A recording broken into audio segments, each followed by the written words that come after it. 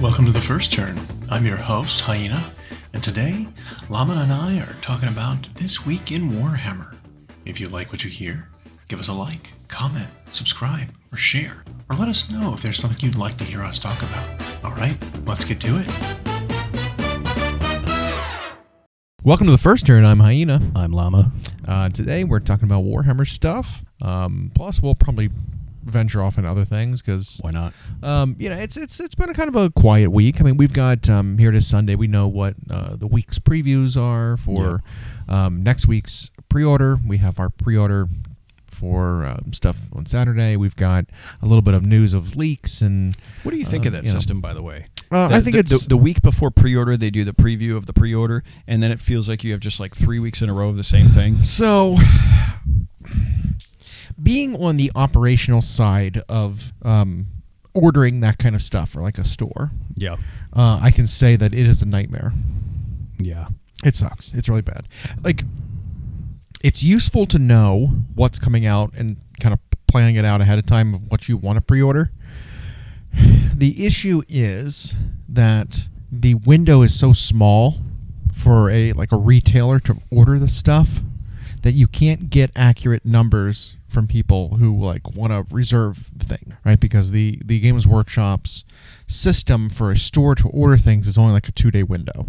So right after Sunday, when they say, hey, here's what's going to be up for pre-order next week for people, stores need to get their numbers in within 2 days. By Tuesday, right? Yeah, so it's something like that. But Tuesday, you have to have your numbers in. Well, most people don't religiously check the Warhammer community especially site. on Sunday.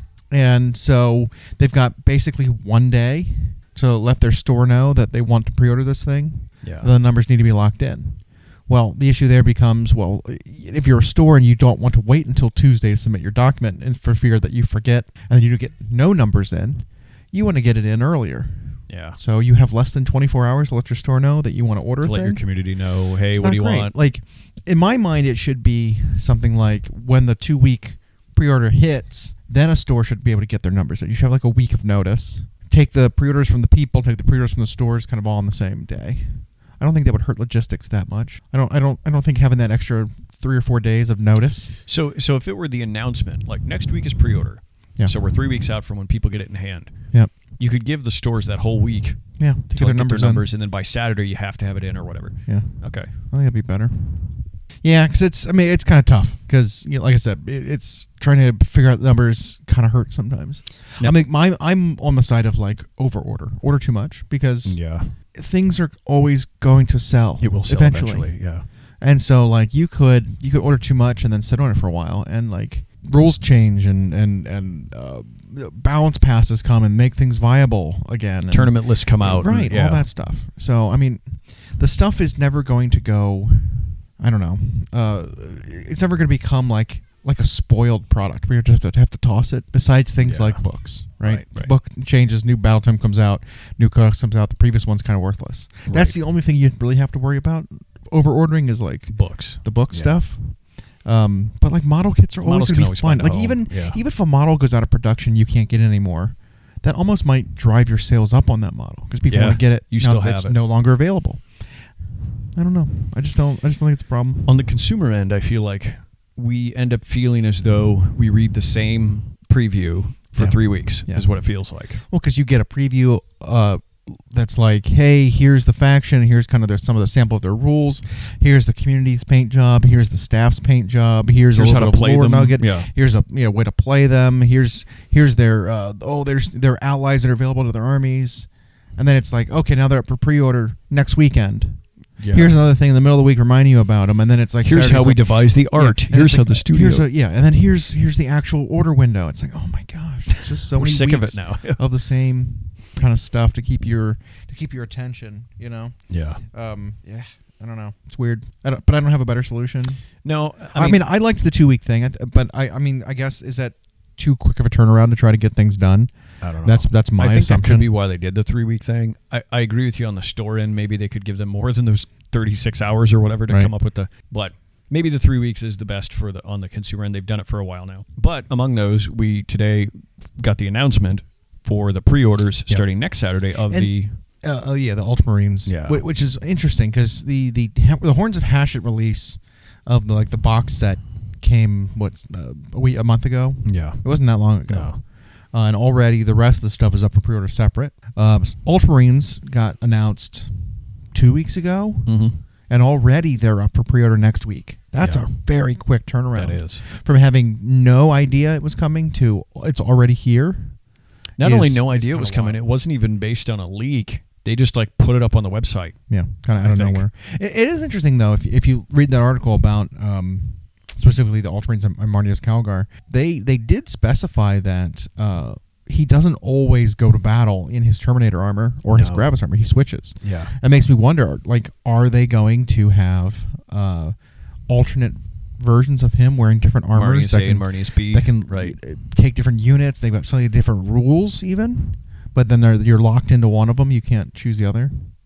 Well, that would give the Ultramarines players more options if that rumored idea of their own Codex coming comes to fruition. Not that they're lacking for options, but that would give them a little more if Marnius has his... Did they do something like that in War Machine where it was like E version and P version and stuff like that? Every Warcaster had multiple versions. It was the same. And so it is a little weird because it wasn't necessary for them to have different versions of the same character. Yeah. You could have just...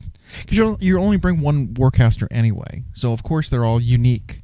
Yeah. One. But you could have just given a guy a different name and released a new different model and then given him those rules. They didn't need to be the same character in a different version of them. Yeah, what I wondered is why then... So, I guess this is kind of like that. You're right. I think it'll be... Here's two different versions of Marnius. They'll make it so both can't be in the game at the same time, hopefully. At least not in the same army. Not in the same army. Yeah. But I do wonder, it's if you were going to fill another, I don't know what he wears in the lore, but first captain of the first company of the Ultramarines is Agamon. And he's been in the lore now for 25 years. He still doesn't have a model or rules. Right. Couldn't you maybe instead of updating him again and giving us another version of Kato and then it's a little weird. Or they've created entirely new ones like Uriel Ventress and whatever the fourth company the fourth company guy with green shoulders. So they keep and then maybe they'll finally make Titus an official rules in 40K. Why not? But Agamon's one that's been in the lore forever. He was always jealous of Kato getting all this fanfare and praise because he's like, I'm captain of the first company, damn it. But anyway, that's a nitpicky thing, but it does make me wonder if what you're saying is true, if Marnius is going to have two sets of rules, one for his Gravis version and one for his Terminator version, because they also said he can join specifically in the Terminator armor. He's mastered his Terminator armor to such a degree that he can join almost any kind of infantry. Keep up with other infantry, so he can join anybody. So I was guessing pretty much anybody except for jump packs he can probably... I would assume, he can probably join. Maybe not Phobos, but... I don't think Ultramarines have access to Phobos. They have access I don't think so. I don't think I've ever seen a Phobos unit in an Ultramarines army. I don't think anyone's ever played one. I mean, there's no real reason to anymore, because all the interesting things they could have done in previous editions they've kind of lost. I don't understand what they're doing with the Phobos armor. I don't know if they've nailed it yet. By the way, I love the aesthetic of it. Absolutely. I like some of my favorite Space Marine armor. I like the lightly armored, heavily mobile, even though there's still 3-up saves. Yeah. But Reavers, they never got right for a long time, and only with weird combos and randomly dramatic points drops have the Phobos found ways to see play. And then you had the infiltrators and... So infiltrators were good for a minute because they could plant mines. So basically area denial. Right. Outside of the danger of being shot at, they could deal some mortal wound damage. Yeah. And then incursors, I believe, had extra area denial because they could infiltrate, and then they had a bubble of 12 inches where you couldn't deploy within range of them. Yeah. Instead of 9. When and so you were basically controlling firing lanes and movement lanes. But they weren't meant to do anything besides that. They didn't do damage. They didn't. They just. It was a 200-point. They hid in buildings and they did objectives and they were essentially caltrops. You would throw them out in front of the enemy to stop them from advancing and charging up. Because it's here's a charge target for you. Yeah. But I moved up. I ran up 10 inches. So when you charge me, you were denied your whole movement. Essentially. Here's a road bump. Yep. Road bump. Is that what it's called? Speed bump. There you go. Yeah, it's caltrops. Yeah. That's what they were. Area denial. And so it was, and I always hate that. I really, really hate that in a game where it's what is your purpose? Die first? Yeah. It's like you're Space Marines. Like I could see if it was like Guard. orcs or guard or something like that, where it's like, yeah, you're pretty expendable. You're chaff, yeah. But like Space Marines aren't expendable. They No. never just like take the resources of like, okay, multiple 100-year-old Space Marines seen multiple battles and Go be a endless speed kill bump. count. Go slow them down a little bit. Yeah. That's your intention. Just go die and slow them down. That's silly. Yeah. Like that's not only does it feel wrong, like it sucks to have a unit relegated to that in the game, in the rules. But that was another set of the Phobos armor rough. guys Yep. who were like that. And now Space Marine Scouts are kind of not Phobos, but they're better than anything Phobos. But they're in a lighter armor The still. Scouts are better than anything Phobos. I mean, you had Eliminators. Oh yeah. That's just what's a 3-man unit of heavy weapons going to do when one of them also has to give up the heavy weapon to give you a little bit of survivability? You've got a 3-man unit with 2 heavy weapons. Yeah. Can't be reinforced. Like, what is the purpose of that? Yep. And then Not great. Suppressors, I think, are technically Phobos, aren't they? I don't remember. They're jump pack or moonshoe with autocannons. I don't think they're actually Phobos. Okay. I think they are just like Mark 10 armor. But the weird part was they were jump pack in the same style as the, what are they called? The plasma incursor. No, what are they? Plasma Inceptors. Yeah, the bolt and plasma Inceptors who were in Gravis armor. They were kind of in the same style as that, but not Gravis armor. They were just like, I'm pretty sure it's just Mark 10 armor. I don't think it's even Phobos, which is, again, crazy to me. Yeah. They have also never really had a purpose or a role that they would fulfill, because autocannons are such a weird weapon. They always have been in the game. It's just such a weird weapon because they don't have the high enough strength to really threaten things. The targets they want to shoot at are like lighter targets, but then they don't have enough shots to deal with the lighter targets, and like they don't have the armor pen, but they have the range. I mean, it's just weird. It's a weird gun. Yep. It's always like, well, let's take a more purpose-built weapon. Like the heavy bolter in previous editions was always better than the autocannon because the heavy bolter had more shots, had better AP or rend, lower strength, but you didn't need the higher strength in order to deal with infantry. The only time autocannons found play a lot was you had like a couple iterations. One when everything had 1 wound back in 5th edition, and you had the Cyphelman or Rifleman Dread, who you'd put 4 autocannons on or whatever. And so he's killing 4, 5, 6 guys with 1. But it was like strength 7, AP 4. Or he'd kill another 4-wound dreadnought. Right. Yeah. But even back then, when we had armor values, a strength 7 gun was winning on 4s against most like lighter vehicles. Yeah. It had a purpose. You fight vehicles. Vehicles don't have a save. You don't worry about what your armor penetration is. The only other time they really found a home was like if you have an edition where Predators, Space Marine or Chaos, were criminally cheap, and some rule in the army somewhere was giving them extra AP, extra shots, rerolls, whatever. Wound. And so you were bolstering so that the strength math didn't matter. It was just cheap enough, high amount of shots, random AP and damage that it was like, oh, okay, I'll take this because. Well, especially the Bale Predator was nice because it was flat damage 3. Yeah. As opposed to the damage 2 of normal autocannons. So, yeah, it's just another one of those that they're married to, though, and so they're not going to get rid of it. Yeah. Anyway. All of that was to say the Ultramarines are coming. Yep. And I still suspect, maybe not now, but maybe in 11th edition, they might get their own split off. They've just got so many unique rules now, or characters at least. I'd be fine with that. If they broke them off and make them Ultramarines, and then even if for the first iteration they kept all the other chapter compliant or Codex compliant chapters in the same book. That makes sense because that's Gilliman's deal is chapter but, Codex compliance. But Ultramarines leave it would be interesting. That'd be really funny. And then eventually they all start getting their own supplements and whatever and become their own things. Yep. I could see it. Yeah. It's happened before. Yeah, and they every few editions they recondense them and then break them back out again. So I don't know, wouldn't be that surprising. I mean, so the issue is that like with an army like that, you have to have a unique roster big enough to like sustain your own supplement. Yep. And a lot of the armies didn't have that. Nope. I mean, they still kind of don't, unless they specifically give rules that say, oh, well, Raven Guard get these extra bonus rules for being Raven Guard for Phobos units. And all of a sudden, Phobos units, quote-unquote Phobos units, are Raven Guard units. They're the only people the only chapter that really want to use them because they have these extra benefits. Something like that. Yeah, and I think it's funny is Ultramarines have enough that they could totally be their own.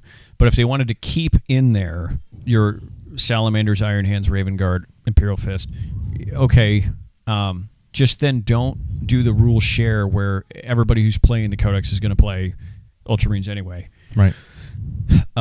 You're right. I don't know if those chapters have enough yet to branch off on their own unless they really lean into a unit. Because that's how they started with some of them. Like with Blood Angels, it was like, okay, let's really lean into jump packs, and then we'll make this Death Company thing. And I suppose you could, Space Wolves, but I suppose you could do that with some of them. Like if you made a unique Phobos unit to the Raven Guard, maybe one extra character, and now you branch them off on their own. Yeah.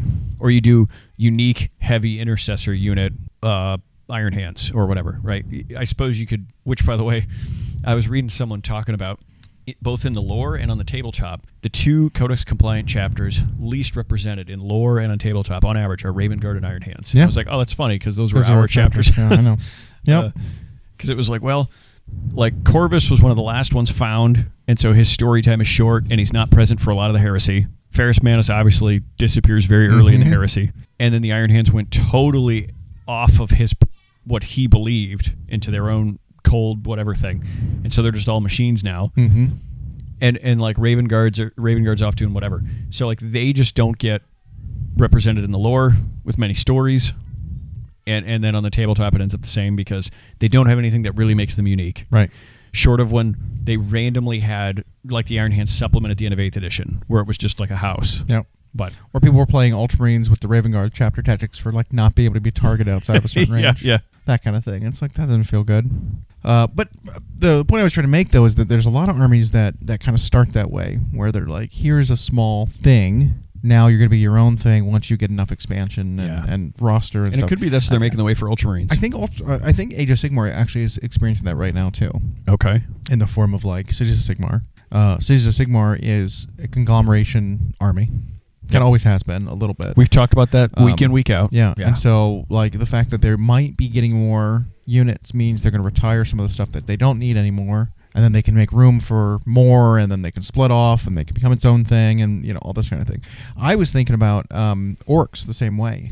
The Cruel Boys and Iron Jaws. Those 2 armies that are in the same book at the moment, kind of a necessity initially. The war clans, because they also had the savage orcs in it too.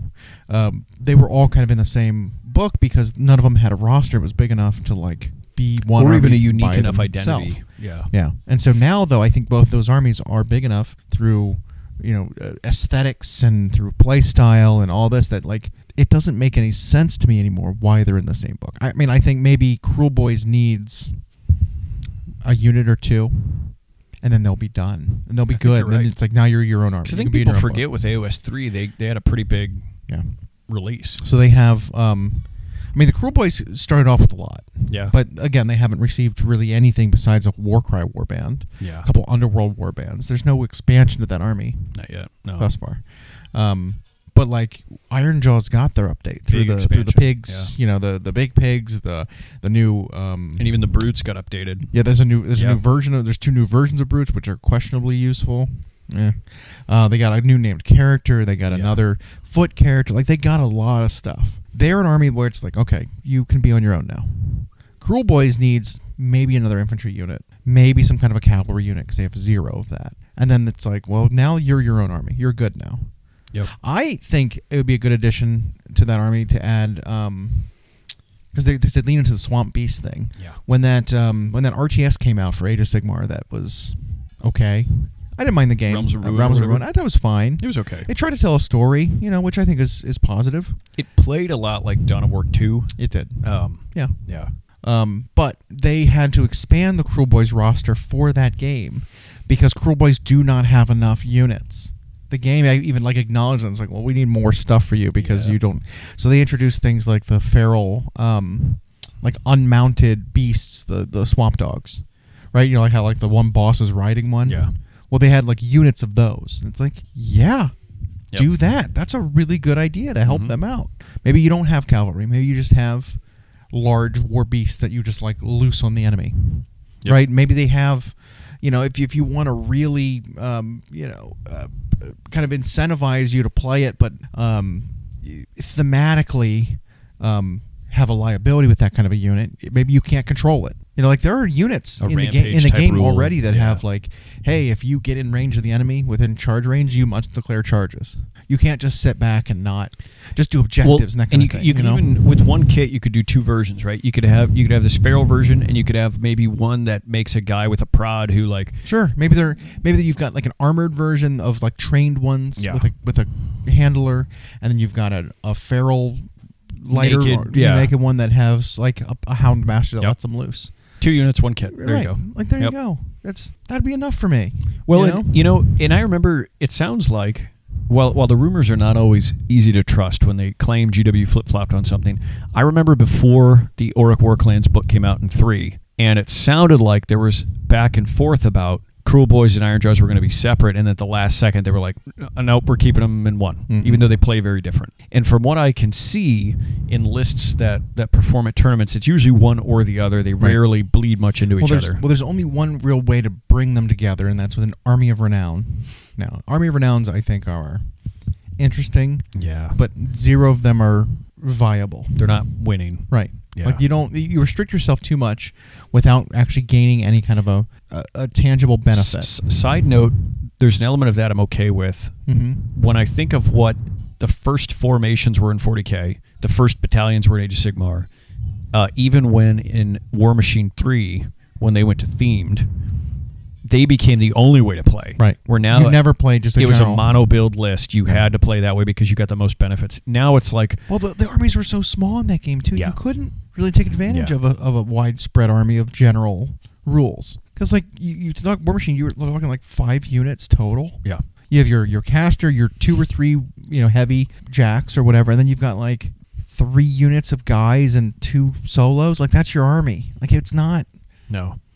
It's not But wasn't it a got big it got game. to where it was even more locked in. I remember it was like a buddy of mine and I at one of the Adepticons walked through the War Machine thing. First of all, the War Machine Hall was really sad at that championships because they had like 40, 50 tables set up. 8 of them were being used. 8. And this was early rounds. This wasn't like they were in the finals. But the 8 tables that were being used, it was like at each of the 8 tables, there was the same 3... What did they call them? Gargantuan or whatever the big jack was. I don't remember. Or Titan or Colossal. Yeah. Well, it was the Signar army, and it was double Colossal in each of that list on all 8 tables. It was Yeah. like, oh, that's bad. And it's like, oh, that's a theme list. That's the only way you can really play that army and win. And I remember early versions of formations in 40K and battalions in AOS. It was like, well, these cost no points to play them this way, and they're just better. Mm-hmm. Now it's more like, well, here's an alternate way to play, but it really isn't better. However, I think in this example where we're talking Cruel Boys and Iron Jaws, maybe it's time with the next release of that to split them back up again. Yeah. Because they pretty much will each have a complete roster if you add a thing or two. So, but back to Cities of Sigmar, we've talked ad nauseum about how like the Dark Elves and Old Dwarves might be leaving, but that could only really work if not only do we do something with the dwarves with the rumors now suggest is happening already, Right. Yep. and it looks like we have an expansion to the human side of Cities of Sigmar coming. That will basically replace whatever we're losing Yeah. when you lose Dark Elves and you lose the Dwarden. And one of them was shown off. So they made the announcement of Warhammer Quest, the return of Warhammer Quest, and it had just artwork, and there were like this band of characters on the box art. Looks great, very classic fantasy look to it. And Quest is of course old, being revitalized. But then there was a leak, sort of accidentally. The picture looked like it was taken with a potato. The screenshot. No, and I think it was an official website that someone snapped a screenshot of because it was in Japanese, and I think there are different laws in different countries that make it so you have to announce things and market them in certain ways and certain timings and things like that. So I don't think the box is that far off if they're prepping the product on a website for sale. I mean, because it also had a Blood Bowl box on the same site that you can see on the kind of in the corner. And that new Blood Box 2 player isn't out yet either. It's not even been announced. Right. We know it's in it. It's what was it? The new like Grail Knight team for and Bretonnia Tomb Kings one, right? versus Tomb Kings. It was like echoing the Old World release. Yeah. And so like that one is also Camry coming and out, something and other, that was on that site as well. So I think they were prepping to have products come out soon and getting it all ready to go. Well, something went live, or someone who was uploading the products took a screenshot of it, something where that was kind of leaked, and so we saw this really grainy, poorly, whatever the photo Quest board. of the Quest board and all the models. I think some of the models, if not all of them, set up, in a mock, game in progress. Yeah. Because it's one of those things where you look at it and you're like, I don't think this would ever be the state of the board. Nope. Because it just doesn't make any sense. But it was that kind of thing, and so you can kind of discern a little bit of what was going on in the game in the form of like what models were shown, what you can see, and you can make out silhouettes and colors and blobs and stuff. And so Games Workshop kind of teased, kind of played with that a little bit and took the opportunity to release a little bit of their own about it. So we saw kind of like what those 4 characters were, and we were able to reveal one of the models. Well, they gave us the names, and they had the fans vote which one do you want to see, and which was such a fun way to like. That was a cool way to do it. A controlled leak, and let the fans decide what they want to see. Right. And the one they voted for ended up the Manticore Knight. Yeah. And while in the game, he's going to have a name, Edmark Valoran, the Manticore Knight. Now, what's cool about him is he's very Cities of Sigmar, but he does invoke a couple of things from Old World. Mm-hmm. And while some people thought Bretonnia because of like the mask, I actually thought, what were those old Empire Knights that were always a house of some kind? It was like Knights of the... There was Knights of the Blazing Sun and Knights of the Panther. And yeah. that's what I thought of. Yeah. And this is like that, but on foot and very Cities of Sigmarized. Yeah. Now, I don't like that they specifically call out that he's a Command Corps Knight. Yeah. Because the Command Corps has a Knight in it already. It does. Called the Arch Knight. Yeah. And he is not a standalone hero of any kind. Nope. He is just part and there's of not a unit of him. Right. He's just a unit. He's kind of like how you remember the Crow Knight, that was the event exclusive one. Yep. A few years ago. That guy was like, oh, here's this event exclusive model. You could use him in place of the Arch Knight in this unit of 6 called the Command Corps. It's like, that's not useful. It isn't. I want that guy just to be a character on foot by himself. Yeah. I want the Command Corps to be like, here's 6 heroes or 5 heroes and a companion, and you can add these individually to your army. Yep. I don't want a unit of 6 guys and you can take 3 of them and that's your infantry for your army. That's how most lists of Cities of Sigmar, by the way, were being built. This was the heavy lifter of the army. This was your infantry. These tournament results are coming in, and it's like, oh, Cities of Sigmar won this one, and then you read it, and it's like, unit of 6 heroes, unit of 6 heroes, unit of 6 heroes. It's like, oh. Yeah, not great. I don't like that. No. 3 cannons and 3 units of 6 heroes that should be, in my mind, should be 1 per army. You have 1 Command Corps max per army if they're going to do it this way. Doesn't even make sense to have a bunch of Command Corps. Yeah. But and 0 infantry. Yeah, so. they did call him out, sure, as like kind of a Command Corps Knight. Yeah. But the thing is that this Warhammer Quest thing might portend things to come for Cities of Sigmar. At the very least, they've got an aesthetic here. They do. That feels very much like Age of Sigmar. It feels very much like the Cities of Sigmar. Mm-hmm. It feels very much like an expansion upon, the aesthetic we already have. Well, you've got the Free Guild Marshals, who are like plain versions of this guy. Yeah. You've got the Steel Helms, which is their infantry that have a lot of the same aesthetics. Maybe less expensive equipment. Like his shield is very similar to what they have, but his is made of metal and is ornate. Theirs is made of wood. It's very similar though. It feels very. Now, even though it's for Quest, I imagine this guy himself, Edmark Valorant, won't have rules in Age of Sigmar. Yeah, probably not. But if they took that aesthetic and maybe you dress it down a little bit, like let's say you remove the crazy eagle wing from his helmet. Right. And you just have this guy with the shield and the axe and maybe a cape, and you make a unit of 5, unit of 10. Well, it's funny you say that. That'd be super cool. Because there was actually some of the more accurate leakers that we have in the community. Yes, which I'm grateful that there's these leakers for Age of Sigmar specifically. Me too. I love it. But they've kind of been chattering about some of the stuff coming out, and we had a kind of a list that we talked about a couple weeks ago about all the leaks that are all the things, the leak of what's coming down the pipe. In like a really big wish listy sort of list. Right. And we were worried that this board game, because it fulfilled so many that maybe this was all there was. Yeah. And it wasn't more than this. It was kind of crossing off a lot of those rumors. And they were mistaking yeah. single models in this board game for units coming and stuff like that. But in like the days since we've had this leak, they've kind of doubled down and said, no, there's more coming in the form of like Spearhead. Will be sort of a vehicle to push some of these updates. So we've talked about, speaking of, how Kill Team has become a vehicle for them to release things in 40K out of sequence while still supporting a game in Kill Team that has rules that people like. I mean, and it's funny you bring that up because you look at Kill Team's previews this week for what's coming for pre-order, and 2 of the Kill Team boxes are being reboxed specifically for 40K. Yeah. The Chaos Legionnaires, the which are their Legionnaires, Space Marines. Which are Chaos Space Marines. Yep. The update has a sorcerer in it. They've got a special weapon, whatever. Like 18 heads and all these options. That unit that was for Kill Team is now being reboxed. Maybe they're being retired from Kill Team, maybe not. But that is being branded in 40K packaging. Now. Yeah. So it's like, well, there you go. Like, and the Trader Guard are also. The Trader Guardsmen, yeah. You can only get that one Chaos Ogren and the Chaos Commissar for a while.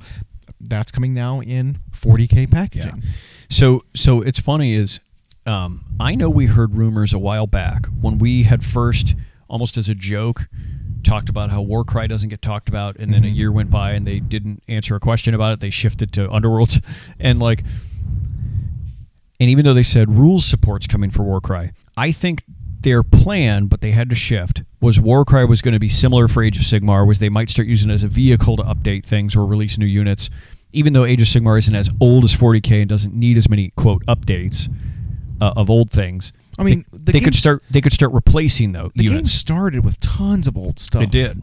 And so, not all of that has been gotten rid of. No. And so this would be a good way. Yeah. I think Spearhead ended up so successful with the launch of AOS 4 that's going to be the way they do it now. Yeah. So if they keep doing seasons of Spearhead, which is a rumor that you're talking about, that's a way to not only expand armies but replace old things, and one of them you're excited about. Yeah, I mean it sounds like the new, because the last one we had was Ultramarine and whatever which was Ashen Bone or something like that. Yeah. Well, apparently the next one coming out it's not really a like you said, it's a season. It's not really an edition kind of thing, but it's going to have models in it. It'll be a 2-player kind of face. Probably new decks of cards and everything that you get with Spearhead. Likely, and with a different setting, a different name, whatever. Which will, but the idea is that it will be updates to 2 armies that have gotten updates recently but need more. Yeah. They're not going to get a book with it for the proper game, but these will probably be available for the game, for the army proper. And it was going to be Skaven and Cities of Sigmar, which, I mean, those two in cities or in Age of Sigmar have kind of a rivalry anyway. Yep. Because humans build cities, the Skaven, the rats, inhabit their tunnels and sewers. Yep. And then ultimately the ruins of that city. Exactly. Yeah. And so the updates that they need, as we were talking, would be an expansion to sort of the militant side of Cities of Sigmar to replace the dwarves and replace all that. And it sounds like it's coming in the form of like a foot army of like knights, right? Some sort of like foot leader with a familiar, kind of something like that. It was kind of rumored. They're bringing back more of the faith militant. Oh, yeah. So, like, the war priests might be coming back, which I think is super cool. And that harkens back to the previous Warhammer Quest, even, didn't we? Yes, because they had that Excelsior war priest that they had kind of made disappear. Never expanded on him, which is really weird. Yep. He kind of disappeared. Well, there was actually a priest in Curse City as well. She was like a battle nun. Yeah. That was also another interesting Warhammer Quest that really nothing came of. Nope. I mean, I guess maybe the aesthetic for skeletons was drawn from that a little bit, but like all that cast of heroes in that board game, like nothing paid off from that either. But anyway, so War Priest, another character, martial kind of character, which, I mean, very similar to what this guy looks like, perhaps. Maybe an actual fighter, not really a commander, but an actual someone who picks up a weapon and fights. And then a unit potentially called the Gallants, which could be foot knights, similar to this, but generic, like as you were saying. That'd be great. And then some sort of shooting unit or character. Okay. Another one. Okay. Some sort of engineer, maybe. Maybe. That's great. Would be interesting. And then on the Skaven side. And then more. I mean, that wasn't even it. So there's that, and then more stuff coming for them versus the Eshin Skaven, which was something that was very lacking when Skaven got its update this time around. They really didn't expand upon Clan Eshin, which I think was always one of the more unique, more popular sides of Skaven. And they teased Sigmarizing it yeah. in a few ways, but no fulfillment, no Correct. payoff. Yep. And so Eshin might be getting their due. Because what do we have? A character?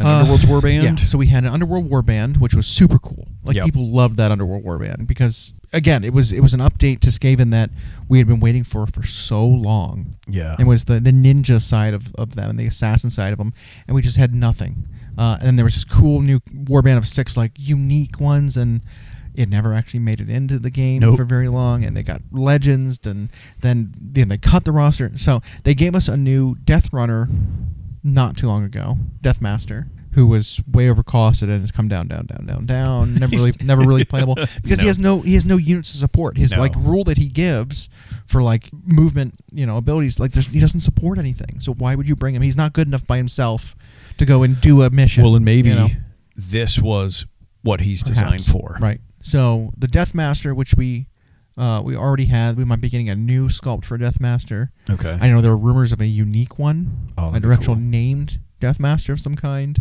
I would love to see personally a little bit of inspiration from the Total War, where the Clan Eshin actually had their own sorcerers. Oh yeah. They had their own like not only the sneaky knife rats, but they had like those polearm infantry, Like which were very unique. Yeah. What were they called? The Guando. Yeah, something like that. But they were cool. Yeah, they were super cool. Stuff like that. I mean, they could bring more of that over. I would be upset about that.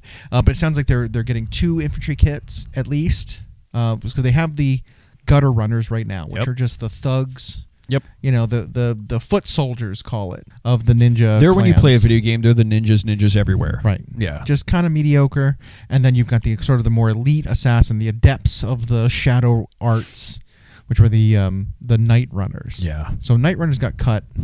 Yep. Ancient models. Yep. Yeah. And then maybe they'll be coming back, and then they said there is more coming for them as well, which I think is cool.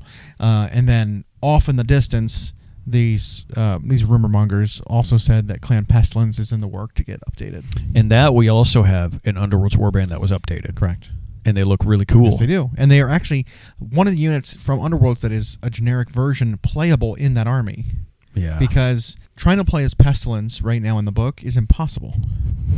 Because their whole thing revolves around prayers. Because they use priests. But they cut the priest. Yeah. There's no priest in the army. Even though, I mean, generally they like to have models, have rules that you can actually buy. Yeah. Right? There was an old metal Plague Priest that you can't get anymore. So they're like, oh, we're cutting this Plague Priest metal model. Cut the Plague Priest War Scroll. It's like, but you sell a plastic kit called the Screaming Bell, which has a Plague Priest on it that you can, and they even provide in that box an extra base, a 32mm base to put him on. If you build the Screaming Bell, you get a Plague Priest on foot. And it's like, you have a plastic Plague Priest here. Yeah. Why are you cutting it? Like, that'd be like, oh, Dars of Cain. Well, we have this Cauldron of Blood model, right? This kit.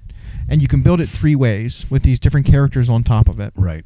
But because you can't buy that, snake separate, or you can't buy the Hag Queen separate, we're not going to give you rules for them. We're only going to give you rules for the ones when they're mounted on this thing, not when they're taking them and put it on foot. You know what I wonder this could be? And again, I'm so glad. Maybe we'll reach out to them, but that there are these rumor mongers specifically for Age of Sigmar, because for the longest time they only had 40k rumor mongers, right? And but I wonder. So it could be that AOS 4.0 is, after all, turning out to be massive for the game. It just took a while to get rolling after the initial launch. And it could be for any number of reasons. We've heard about schedule things that changed, and their preview schedule changed, and Space Wolves got dropped in the middle of nowhere because stuff got changed. And now Ultramarines came in from outside of the schedule. Yeah. And so it could be that more armies are going to get these big releases kind of out of sequence than we thought. But it could also be they're going farther than what we even think. So maybe, for example, the Screaming Bell and Plague Sensor Tower, or whatever that is, those are kits from Fantasy. Yeah. Maybe they're planning on phasing those out and making Pestilence look completely different. I mean, that would be freaking cool. And so the aesthetic that they had from that Warband was similar but updated. Yeah. Like I could see them diverging and going further. Yeah, and so it could be that it's years down the road, but it could be, or even with Daughters of Cain, it could be some of these kits that are still holdovers. They want to port back to Old World eventually, no matter what, and have Age of Sigmar have its own stuff. Even if in both Old World and Age of Sigmar you have something that's similar in name, right? Warriors of Chaos versus Slaves to Darkness, Chaos Warriors. The gyrocopter. Yeah. Yeah. I mean, it's just and literally, so it's like eventually you port it out and give them their own. And so it could be that as a part of Skaven on its own, things like Eshin, Pestilence, whatever, won't have their own books, but you can expand upon them within Skaven. So maybe Pestilence, for example, won't need the sensor thing anymore, but they'll have maybe a piece of their own terrain that's a bell. Yeah. And maybe they'll have... I mean, you know what I'd take? I'd bringing back the sensor bearer unit. A unit of sensor bearers, and then you can just play the Poisoned Wind Globadiers, right? You can play the Screaming Bell with Clan Pestilence. Yeah. Like, there's nothing wrong with that. You know what? You can theme it. Don't put a Gracer in there. Put your Plague Priest on it and call it, whatever. You know, whatever. But the Master Clans of the Graciers lead all the Skaven. Like, why wouldn't they also, force the Pestilence clans to do their work? But I could totally see that's like... you made big cuts to them now, and then you can. That gives you room to update them later and fill it in. Yep. And maybe we just didn't see it initially, and of course we're impatient. We didn't see it because they didn't actually make any indication that they were doing it. Which again, that was a big thing with the start of 4th edition. They announced all these things they were cutting without any real indication of what the plans were. Well, they just shocked everyone. They're scared everyone. They're like, we're cutting everything, and people are like, what are you talking about? And they're like, haha, but here's all these replacements. Well, so that was the weird part. It's like, why did you announce it? Because on the Stormcast side, when they were like, cut, we're not going to then excite you with the replacements. Right. By the way, here are the replacements. And it was like, oh. That was weird. That was just sounding the alarm for no reason. Yeah. And it could be... for any number of reasons, internally, production-wise, trade rules and tariffs. But like now you have these rumors that are from pretty solid people that Skaven are getting a big expansion, or at least backfilling stuff that's been stripped, right? With equivalents, and then same with Cities of Sigmar. So, and I wonder, companies have weird practices and ways they have to do things, right? Different departments have different budgets. Yep. Weird shit like this. I wonder how conflicting updates like these are going to be to one another, because they're generally for the same setting. They're for the same armies or whatever. But we still have ogres coming. There's theories of that. Yep. We still have Nurgle coming. Yep. Right. Updates for them. I assume those two armies are going to get updates to the army proper through Age of Sigmar, right? The actual tabletop game. But we're also receiving updates here for Age of Sigmar through Spearhead. Yeah. We're receiving updates through Underworlds. We're receiving updates through the board game wing of the company. Yeah. This new quest box. And it's like, okay, well, all of these are aligned to the same setting and the same game, but you're releasing them in these different ways, kind of around the same time. Is that to get around every department only has one release window? And per quarter, you have your own budget that you have to stay within, and all this shit. And it's like, well, here's a way they're getting around having a limited amount of release windows. We want to update this game more quickly, but we're being told we're not allowed to because it's too expensive, or it's too much production time. So they're coordinating all these different departments and then different teams to release stuff for the same game through different avenues. Yeah, I don't know. And when it comes to their board games like that, like Quest and like Blackstone Fortress and all that, it's like I imagine that's just an instance of a design studio getting an itch to try something new rules wise. Maybe it's to test for something for a proper game, or it's just because. But those always drop in, and it's kind of mysterious to me because then they're sort of forgotten about forever because it's not something that needs ongoing releases. When it's a board game, now what? Right. And then when it comes to using Kill Team and Spearhead to update your proper games, that's weird to me a little bit. Mm-hmm. Now, Kill Team and Spearhead have both been received well, and they both have their own rules that are fun and fast, and so maybe they release them for those first to make sure those games still exist, instead of saying, we're going to release them for just proper. By the way, you can play those in this other game. Well, who's going to go play this other game if it doesn't feel like its own thing? So I don't know. It is weird to me. Because even as we sit here talking, I like that they use Kill Team to update these old units, sort of. And it's like, why didn't they just update those units and release it in 40K packaging then? That's what I'm saying. Like, it's got to be something. It's got to be something else weird going on. Yeah. Like drawn from different budgets, or like it's got to be something weird. I know they attract different crowds. There are people who just. There was a group at our local store that were just playing Spearhead. Yeah. They didn't want to go bigger. They were showing up every weekend though, and they were playing Spearhead. Because that was a lower cost investment, and you had this light at the end of the tunnel sort of thing in terms of assembling and painting your faction. It was really easy to understand your rules because you couldn't play with models outside of what comes in the Spearhead. There was basically no external resources needed beyond what was on your War Scroll cards. You play on that little like 2x2 board and 2x3 ish, 2.5, 2.8, 1.9 type, but yep. 22 by 33, I think is the board size, or 22 by 30. Yeah, 1.9 by. Because it's literally half of the main board, which is 44 by 60. It's half and half in both directions, so it's a quarter board. 1.9 by 2.5. Yeah. if you're talking about feet. Yeah. That's weird. But it takes up less space. It's really quick. So I suppose that just. Spearhead ended up inadvertently, I think, doing what they wanted Warcrow to do. So they've just kind of... Warcry. So they just disappeared from Warcry for a bit. Yeah. But that's okay, then lean into it. And that could be what they're doing. They maybe had to reimagine a bunch of releases and just do them as Spearhead instead. I mean, I'd still love it if they decided, okay, well, Warcry is done. However, we had a lot of really cool units that we released for Warcry. Let's bring some of those back and actually introduce them to the game. Speaking of, I was surprised Horns of Hashid didn't end up in the Healthsmiths of Hashid book. It's not... it's weird. It's not... have we seen the whole book yet? Yeah, people have it because the box set's out. But I wouldn't be surprised if they came out with in the new season of Spearhead, if they don't make their way into one of the Spearheads. Oh, right. Where the Horns of Hashid get a Spearhead, and this unit is in it. Yeah, because they've been doing that recently, where that's like, look at the followers of the Hound or whatever for Khorne. Yep. They made their way into a Spearhead that was Karanak. Yep. 10 or 15, bloodhounds. Flesh hounds. Yeah. And then these guys. I think did the Monster Hunters, the Monster Scarers, Monster whatever, I don't know. For Cruel Boys make their way into one? They might have.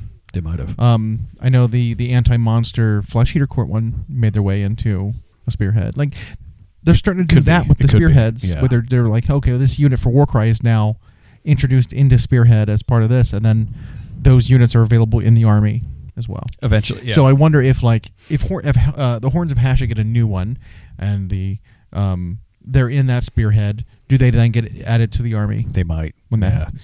It still makes the timing and completion of the book weird. Right. Again. But I'd love to see that. I'd love to see more of that. Like, give me a new Dark Oath one where you introduce one of the old Warcry warbands. Right? Human warbands, Okay, so here's Dark Oath plus...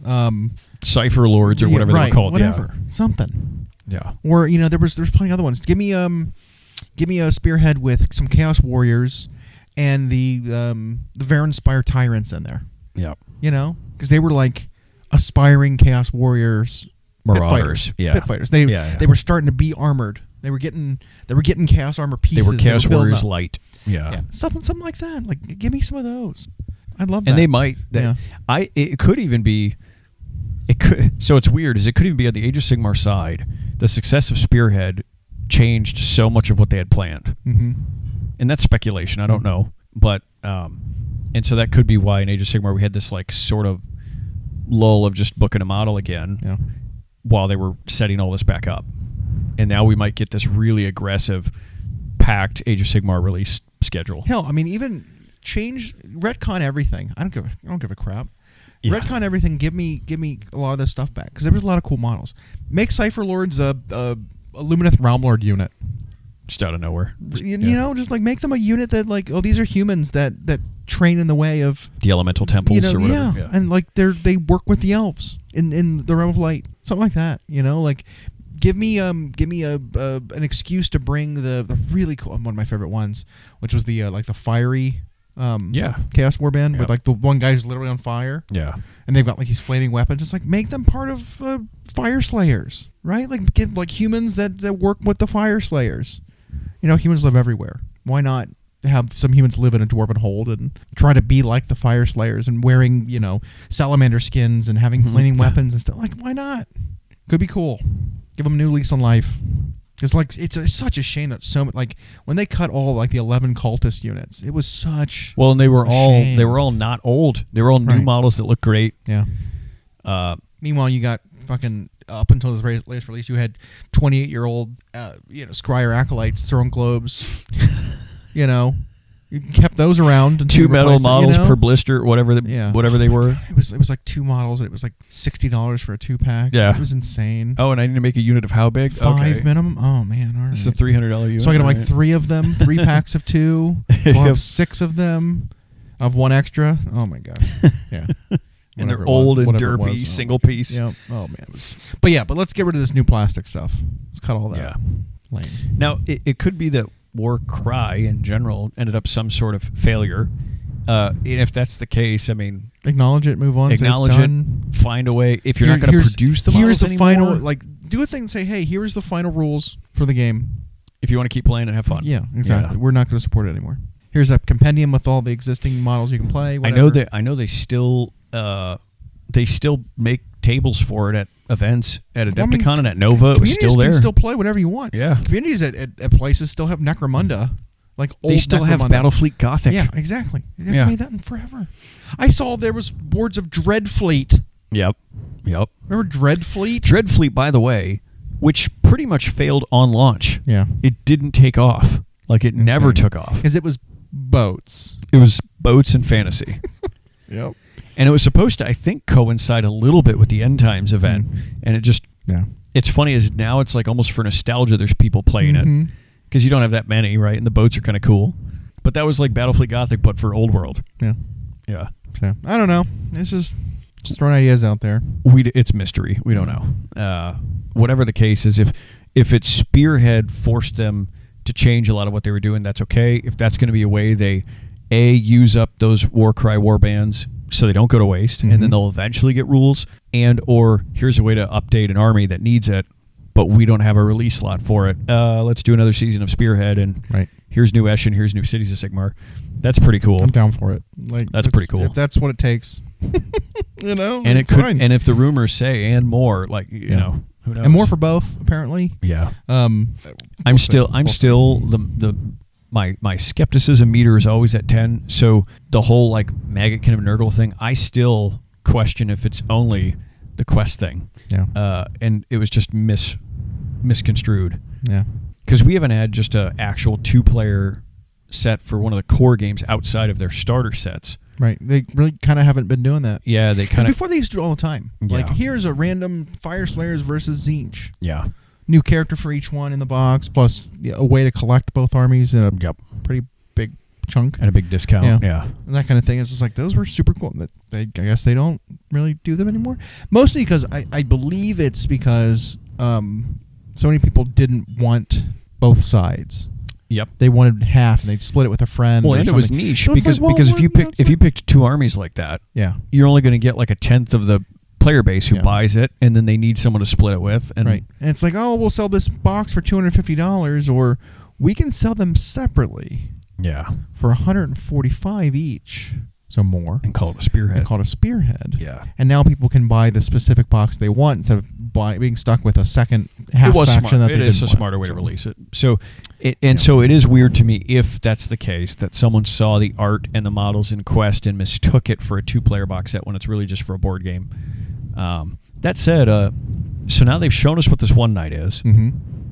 He's not. We don't know if he's going to be. Well, and so he's kind of an arch knight. That's kind of what it seems like from the command core or whatever. That's one aesthetic we've gotten.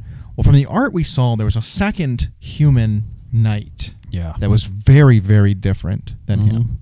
So he was a proper like city royalty, city like military commander sort of knight. But then there was also sort of a questing knight kind of character. Couldn't tell if it was a sort of male or female character. Kind of dark hair, great sword.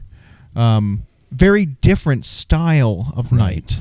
Looks like the one that actually goes out and does stuff, not like defends a city. Yeah. Has like a spear on their back with a great sword, whatever. It's cloak. the female, right? Yeah, I can't tell. Oh, You know how okay, elves could, there's not a gulf in between the aesthetic of like a male and a female right. a lot of the time. So we've got Anara Scion, the Cleansing Blade. Right. Which is a... Bren Tylus, the Renegade Saint. The Renegade Saint, okay. Hang on, I'm trying to remember. Drolf Ironhead, the Grizzled, which is obviously the dwarf. That's definitely the dwarf with the two and then axes. Mark Valoran, who we know is the Manicore Knight. Right. Okay. So there's both a sort of a damsel kind of looking character. So like it's a female dress wearing wizard of some kind, like a pure sort of damsel. And they say a warrior mage with a magic sword and a cell sword with a double-handed claymore. So the cell sword is who I'm talking about, who kind of looks like mercenary knight, sort of questing knight, someone who goes out and does stuff. Has a two-handed sword. Right. So a very different style than the traditional Age of Sigmar cities humans. Yeah. Right. Not very different from like the past, because I mean we had like if you look at Cursed City, and I bring that one up again because it had all kinds of unique aesthetics in it that really didn't get paid off. They were unique kind of one-offs. You had sort of a swashbuckling sort of debonair character with a pistol. Well, they didn't continue that aesthetic anywhere. You had the Empire captain, the City of Sigmar like captain with the greatsword in that, who had like the griffin shoulder pad and very plain armor. Yeah. Yep. Well, they didn't continue that armor style through Age of Sigmar. They went this very more ornate style that the Free Guild have. You had the priest that they really kind of didn't follow up on, and there was lots of stuff like that where it's like, okay, well, they didn't really continue with this. Are they going to expand upon this character, this mercenary, and their aesthetic? I don't know. Maybe. This warrior mage, at least very interesting damsel. And then so they had officially announced those 4, but if you look at that picture, you can see a handful more of what look like good guys in that photo. Yeah. That they didn't talk about, which I think was very interesting. One of them looks like a very similar thing that we've seen recently, which is a sort of a centaur with a bow. It's on a long base, like a long oval base. Yeah, like the cavalry style base. That to me looks like one of the Kurnothi. So there might be another example of a Kurnothi in a side game, not introduced into the main game yet. I think there's some kind of a larger character, maybe like an ogre of some kind. Yeah, it's got like puffy pants and like maybe another city ogre. There's a priest-looking thing, a little familiar-looking thing. I think it's a jade wizard with a familiar, because it's wearing kind of like a green robe. And then if I'm looking at this right, the other side has a ton of models. Yes, it does. Just sitting off to the side there. Yeah. I don't know if it's the troll or if it's the demon prince there in the middle of that board. I don't know either. It's kind of a bigger guy. I'm hoping that's the size of the troll and not the like demon prince of Nurgle. Because if that's demon prince of Nurgle, that's kind of a little demon prince relative to like the newer one.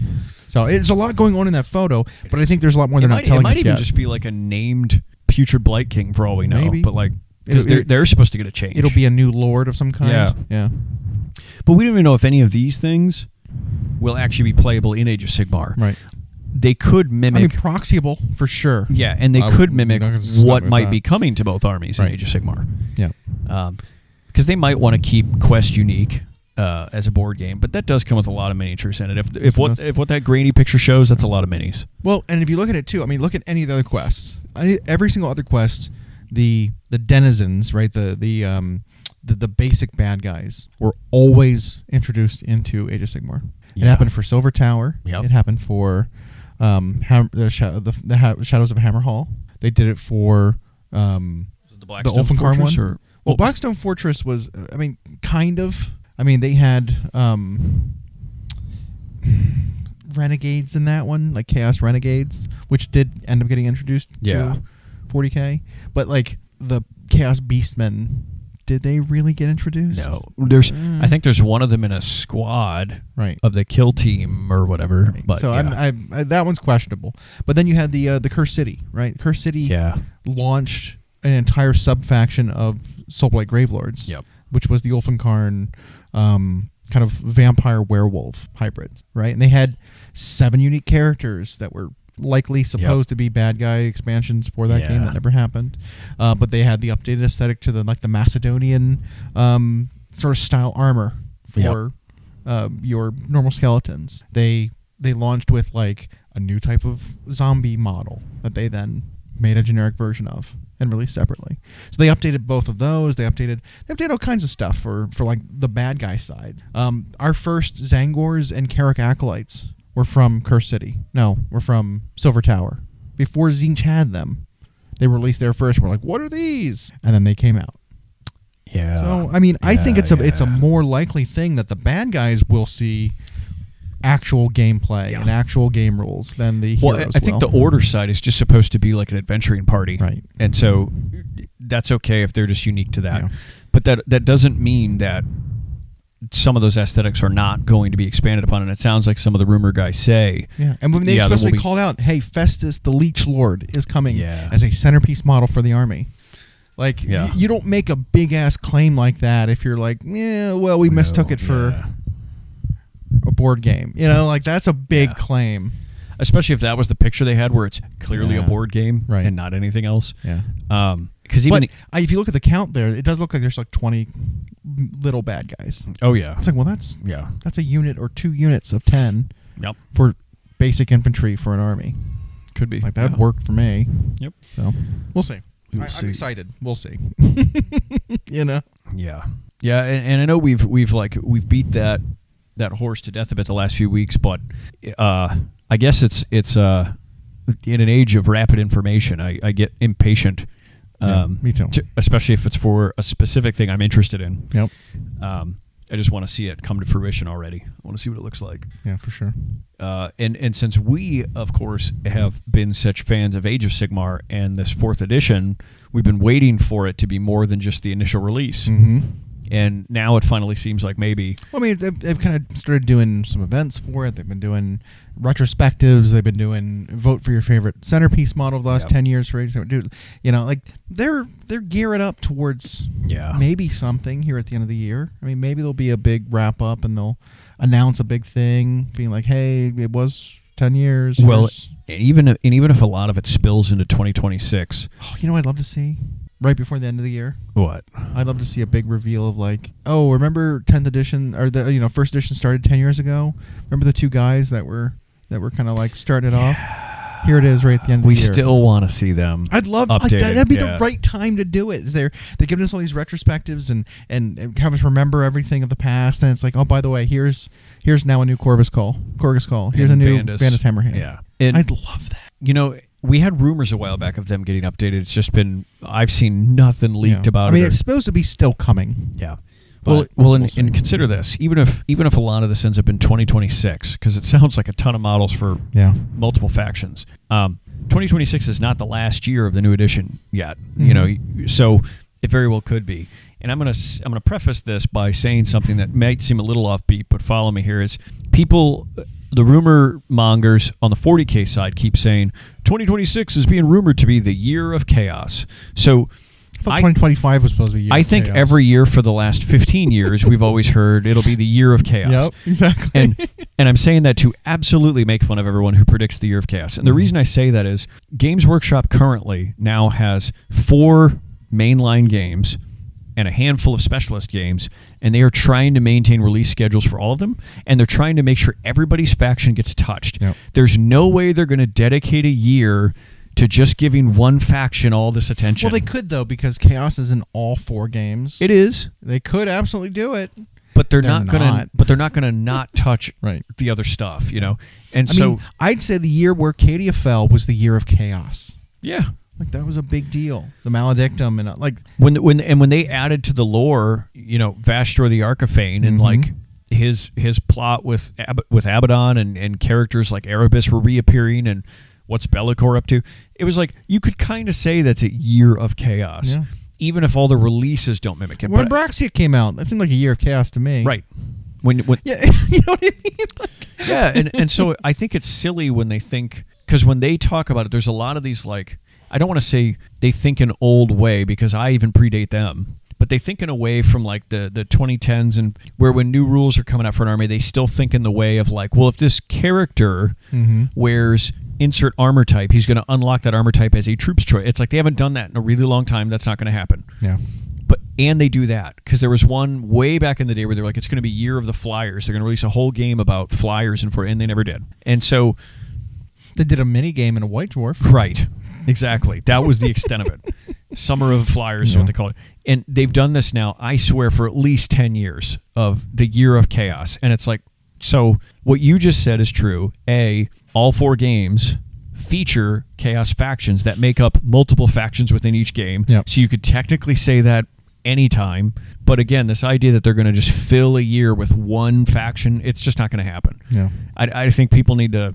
They try to release a variety now because they have too many fans of too many different things that want their stuff touched. Well, you can't just only update the bad guys either. You have to have someone to fight the bad guys. Yeah. And I think they've set one good precedent, and that is that they don't let factions go too long without getting some sort of attention now, or they try to. And so I don't think you can go right back. Couldn't you have called this a year of like? Didn't Emperor's Children get new stuff this year? You had Horns of Hashit, which is a Chaos faction. Hellsmiths, yeah. They came out. The Hellsmiths. You had Skaven get a massive release. Like they're all Chaos. Like what?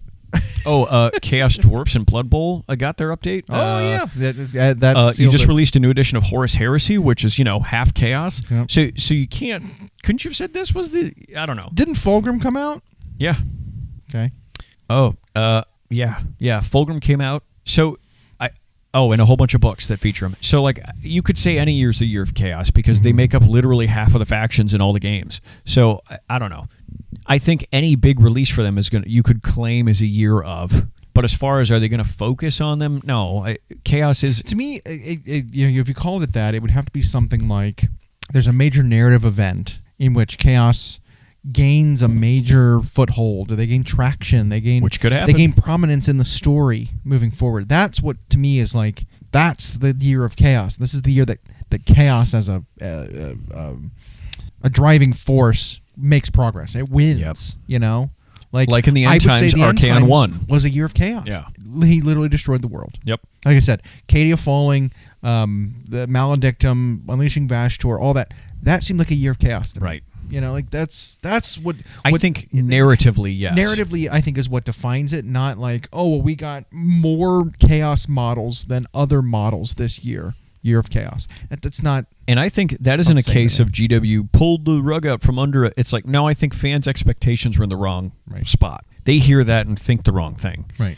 And don't get me wrong, we do that too. We miss the mark on expectations. But like... I'd say we've got a pretty good... not track record. We've got a pretty good intuition for what we think. Yeah, some of our guesses, which are sometimes just guesses, end up oddly accurate. Some of it's honestly just timing, right? Yeah. Like, this could be updated because it hasn't been updated in a long time. If they're going to do it, it's going to. I think that was the fucking Jump Pack Marines for Chaos. That was weird how accurate called that was. those. But that wasn't magic. We didn't have inside information about that. It was just like, if they're going to update something, what needs to be updated? Logically, this. Well, and I think it helps that I guess that I've been more hobbying and less playing. I'm willing to like step back and look at factions outside of my own and realize that all of them need something somewhere. Right. And so, yes, I'm a fan of. So there are entire channels that are dedicated to Space Marines or Chaos. Can't avoid that. You're talking about the most popular story in Horus Heresy and 40K. So there are entire channels that always think everything that's always coming is for those two, and there's never anything else.